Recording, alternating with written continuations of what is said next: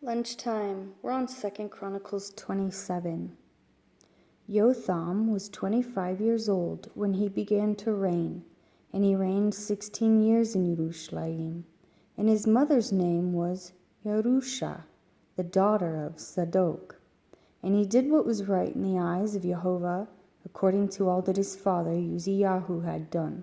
Only he did not come into the Hechal of Jehovah, and the people continued to act corruptly.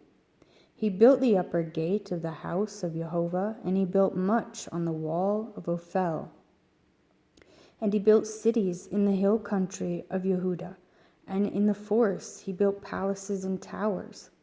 And he fought with the sovereign of the Ammonites, and had strong victory over them.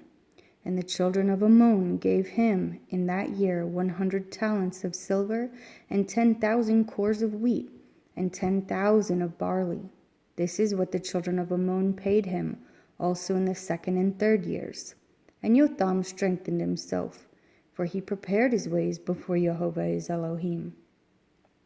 And the rest of the acts of Jotham, and all his battles and his ways, see, they are written in the book of the sovereigns of Israel and Yehudah.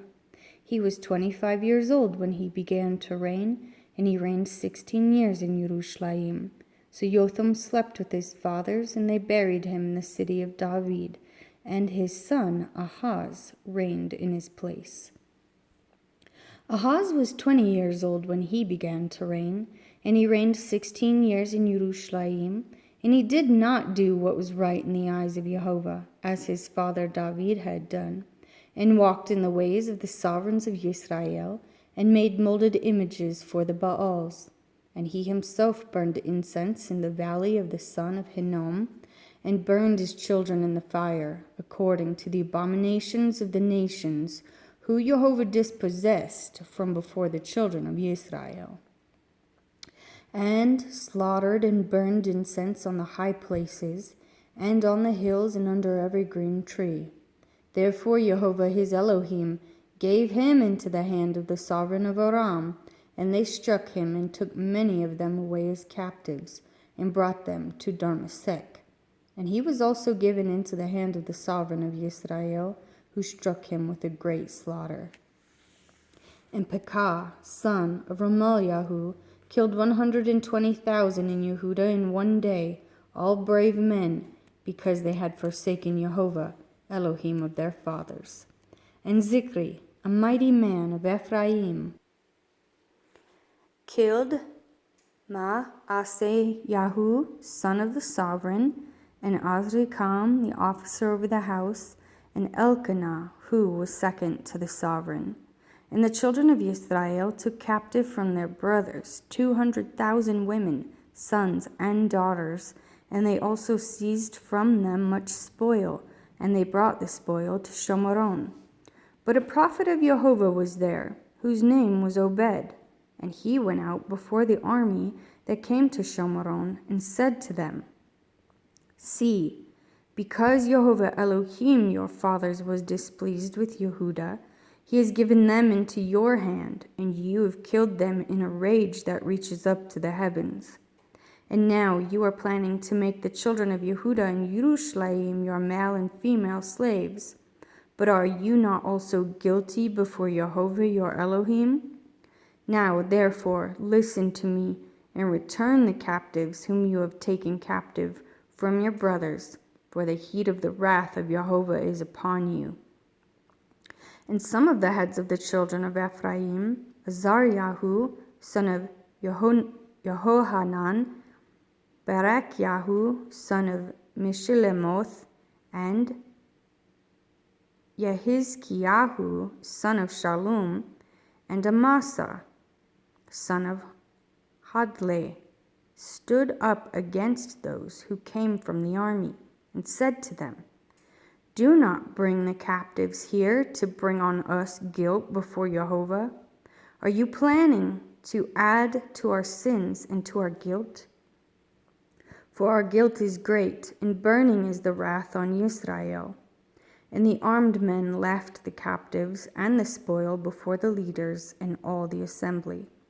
And the men who were designated by name rose up and took the captives, and from the spoil they put on all the naked among them, dressed them, and gave them sandals, and gave them food and drink, and anointed them, and let all the weak ones ride on donkeys, and brought them to their brothers at Jericho, the city of palm trees, then returned to Shomron.